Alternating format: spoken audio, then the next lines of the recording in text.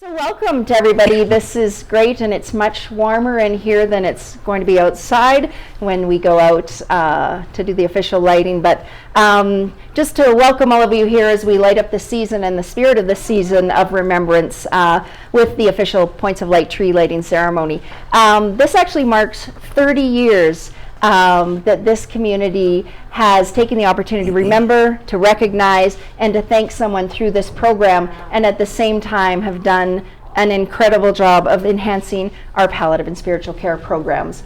So 30 years is, I think, something to be really proud of and to celebrate. Absolutely. The program literally started with a plywood painted green tree outside the hospital, and when someone would come in and buy a light, someone would walk out and they'd literally screw a light bulb into the tree. That year it raised $1,150, and last year we raised over $20,000. Wow. So yeah, it's come to grow and become a real staple in our community. As I mentioned, this is a season where we pause and we reflect on the people who have had a significant impact in our lives. And we have people that year after year after year continue to remember a loved one or thank someone. And so it really holds a special meaning to all of them. So to talk about the significance of the program, or to talk about the significance of the light in the season and the remembering of those that we cherish, I would like to welcome up our hospital chaplain, Darren Parkin. Thank you. Now we try not to get. For the first time, Kathy and I will try not to get our wires crossed. Well, thank you for coming tonight, everybody, and we are just delighted to be able to do our annual Points of Light campaign and to introduce the significance and the meaning of what it's all about.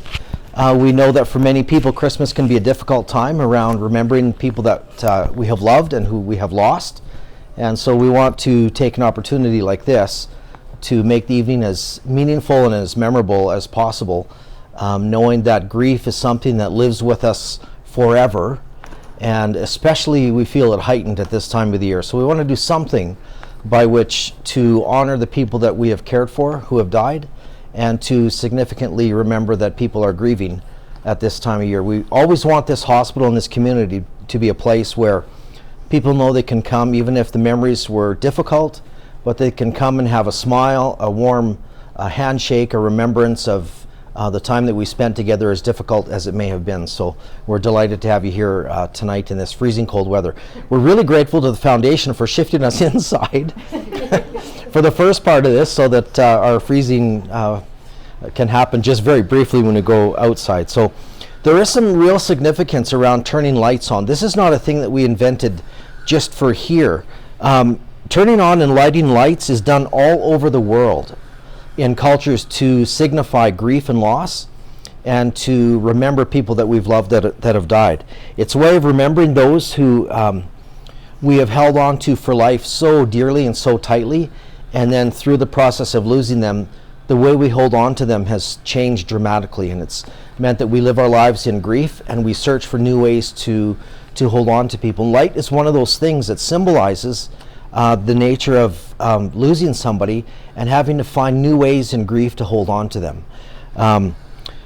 We recognize in death that we have to let go of the way in which we held on to the people that we loved and who died, and we are in a sense at a loss for a while on how to figure out a new way to hold on to them. Light is one of those things that can symbolize and ritualize that. When we turn on a light, or when we light a candle, when we do anything like that, we recognize that light takes on a new life of its own the moment we turn it on. The moment we light a candle or turn on a light, that light and that candle will actually take on a new life of its own, independent of our role. And it almost touches on a part of grief that leaves us powerless. If you talk to somebody grieving, you know one of the things they feel is powerlessness over their feelings, their emotions, and their way of being connected to the person that they loved. When we turn on a light, when we light a candle, that light now takes on its own life, and it's independent of our role and our nourishment of that light. It will shine independent of us and take on its own life and its own light in and of itself. That's one of the ways we can symbolize the people that we have loved so dearly and have lost, is the light that they were, they still are. It just takes on a new life of its own. So that's a symbolism of lighting the tree tonight. Secondly, there's something else that happens, and this is why it's so poignant this time of the year, and why we have this campaign, Points of Light, this time of year. And that's because by lighting the light here tonight and our tree out front, as well as your trees at home, because it's the Christmas season, it gives us a moment to recognize there's a side of our grief that comes at Christmas, and in a way it kind of doubles. It kind of gets a little stronger. It feels a little sharper.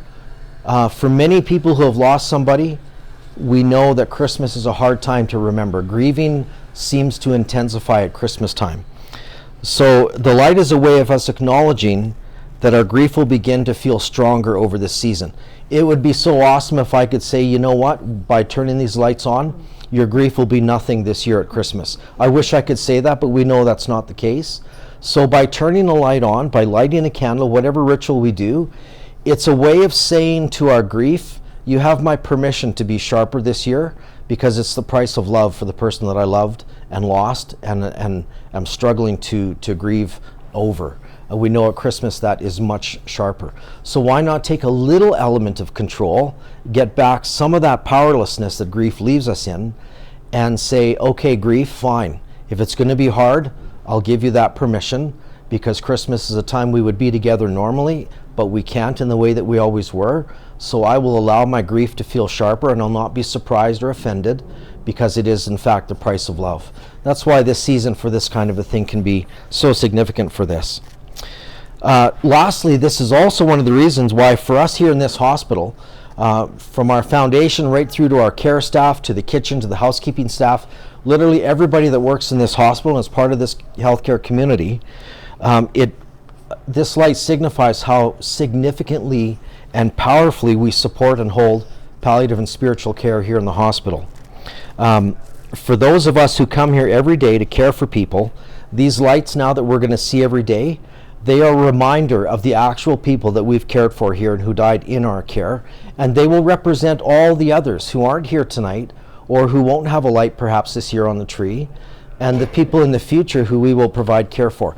For us who work here, it's a reminder that we can give our absolute and very best in symptom management, in palliative and end-of-life care, in emotional support, and of course by extending our love and our care to the family members that are going through the hardest thing they will ever go through. So these lights take on a whole new significance, and they will for us throughout all of December, because for us here in the hospital that work here, it's a way for us to join you in your grief, and by you allowing us to remember your loved one by the light on the tree, it's a reminder that we get the fortunate honor of being able to provide amazing care, palliative and spiritual care and emotional care to our patients and our families who come here for end-of-life care. Hardest thing that we know, but probably the most significant thing we can do in terms of caring for those patients and those families. So we're delighted to do that in this way. Speaking of one of those patients and one of those families, I would love to introduce you to, if you haven't met her already, a real powerhouse in our community by the name of Colleen Clausen. Colleen, if you can make your way up, if you're able to share a few words with us. We had the very, very honorable as well as painful joy and role of supporting Colleen's husband Todd, who was here and who died in our care last year on December 24th. And so I want to introduce Colleen to you. She's become a very special friend of mine. Colleen is here with Lavira, Todd's mom right here, and Todd's stepdad Ness right there, and another powerhouse in our community by the name of Abby over here, and her wonderful boyfriend Diego right next to her. So in memory of Todd and all of the families and patients we've cared for at end of life, we wanted to give Colleen and her family a chance to say something about the care, hopefully that was wonderful in our hospital. Should have asked that before we did Probably this, should have, right? right? Yeah. And by the way, Colleen has wonderful backyard parties, just so you know. Just so you know. Are In you- the summertime. Not now, tonight. no? Are you sure? Yeah, well, we could. A strong drink will do it. Sure, you bet. Okay. Are you okay to share some words Yes, with us I about am. Todd's care here and your support here in this hospital for me? Sounds good. Give this to you. I'm going to go through You're gonna there. go this way? Otherwise, we're going to be tangled up doing the do-si-do all Okay, evening. well, you do the do-si-do. Hi, I'm just really honored to be here on behalf of my family, my husband, my mom, and dad. When you hear the word palliative and it comes right in your face and you just don't have any idea what it means. The care, the support, the empathy that Todd and we all received when he was here. He wasn't here very long, but he was here and he knew it. He felt the love, he felt the care, he felt the support. It was incredible. The doctors, the nurses' aide, all the staff, the healthcare aides were just immensely incredible. There's just no words. Everybody was just so compassionate about what they do for their living. And sorry, I'm a little nervous. But in honor of Todd, I just want to say how grateful we are. It's going to be a hard year, and you all know this. You've gone through it, but we're going to do the best we can, and we're going to honor him because Todd loved Christmas, and I love Christmas, and we're going to continue to love Christmas, and we're going to continue to support this Point of Light.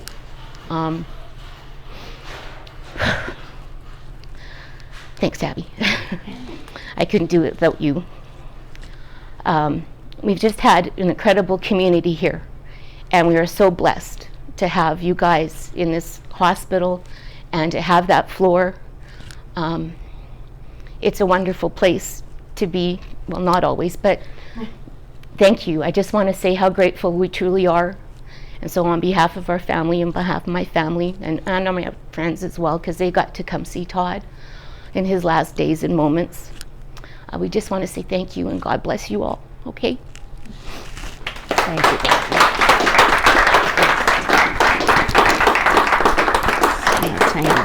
You. Thanks, Kathy.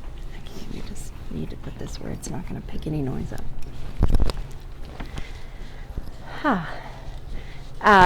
Thanks very much, Colleen. I know how tough it is sometimes just for people to come back to this facility when they've spent that kind of time here. And I just hope that you and your family and Abby are able to, you have many cherished memories and that they warm your heart and fill this season with joy, because I know that he loved this season. So, and thank you to Darren. I think there was a lot of nods. And whoa, Colleen, whew. And I saw Alice nodding, and and Claire, because it's been a number of years, but their journey is still, I assume moving forward. So I think all of us have experienced some grief. So thank you for your message. So the Senger family. Dr. Len Senger was a cherished member of our healthcare community, and unfortunately he passed away outrunning far too soon as well. And 20 some years ago, I think it might be 1999, and I say this every year, Claire, but we are going to figure out when you first started to light the star. One of our staff members from the lab walked into our office, actually Betty Mauser walked into my office, Aaron's mom, and said, "Wouldn't it be great if we could light the star in honor of Dr. Len Senger?" And from that day forward, we have lit the star in honor of Dr. Len Senger. And I think only 1 year there has not been a family member, and Betty actually came and lit the star that year in his memory. So someone who is very familiar with this program and also near and dear to us here, and we are so thankful to have all of them here with us tonight. I would just like to welcome up Claire Senger to say a few words. Or is it Alice? Or both? Okay.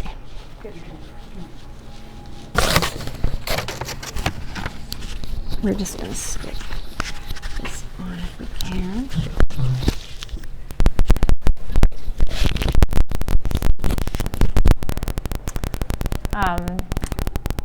My name is Claire Senger.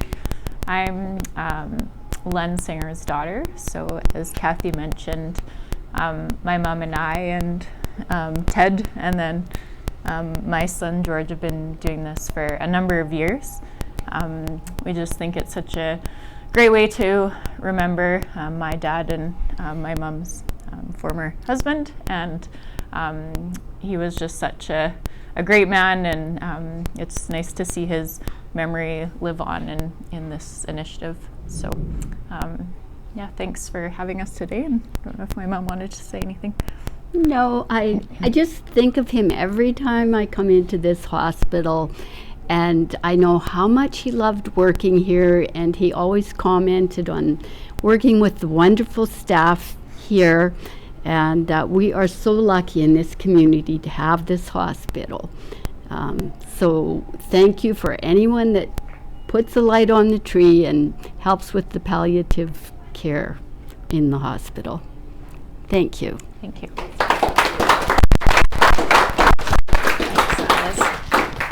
Thanks, Claire.